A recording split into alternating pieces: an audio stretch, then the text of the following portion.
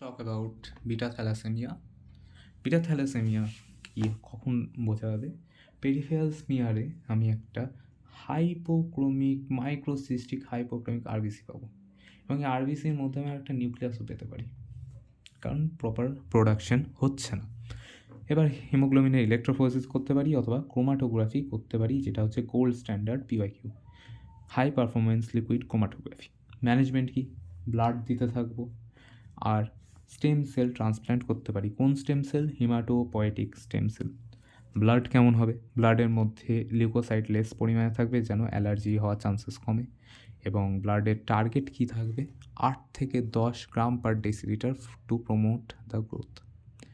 এবার আসছে ব্লাড দেওয়ার ফলে কী হবে? 1 বছর পর আয়রন ওভারলোড হবে। কোথায় হবে? লিভার, স্প্লিন, হার্টে।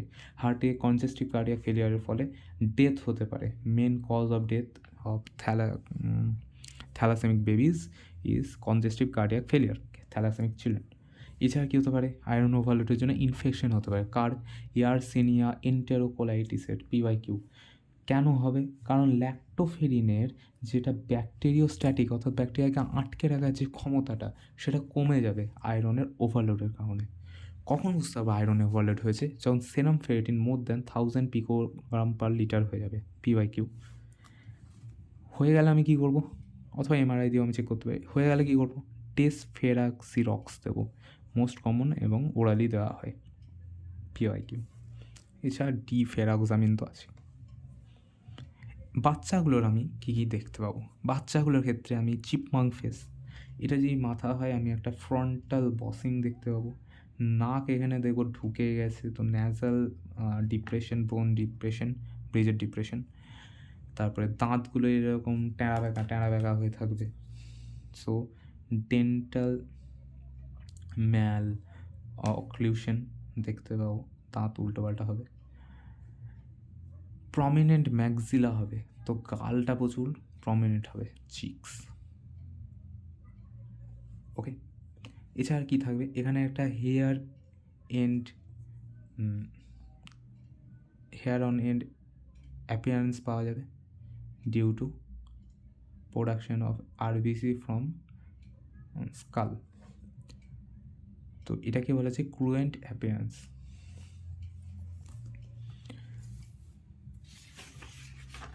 আর স্কালটা এক্সপ্যান্ড করবে।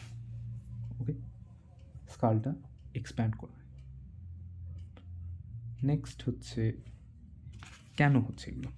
তো যেহেতু কোনো বিটা গ্লোবিন সিনথেসিস হচ্ছে না, বিটা আর আলফা আর বিটা 1:1 থাকে, আলফা আর বিটা। যেহেতু বিটা তৈরি হচ্ছে না, শুধু আলফা তৈরি হচ্ছে, তো আলফা অ্যাকুমুলেট করবে, তার ফলে সেলগুলো যারা আছে তারা আনস্টেবল তৈরি হবে, এবং আনস্টেবল জিনিস ভেঙে যাবে। ফলে আলটিমেটলি কী হবে? ইনএফেক্টিভ এরিথ্রোপয়েসিস, এটা পিওয়াইকিউ। এটার জন্য কী হবে? সিভিয়ার অ্যানিমিয়া হবে। তো আমি কী দেবো তখন? ব্লাড দেবো। ব্লাড দেওয়ার ফলে আবার আয়রন ওভারলোড হবে, তো কনজেস্টিভ কার্ডিয়াক ফেলিওর হবে, বাচ্চাটা মরে যাবে।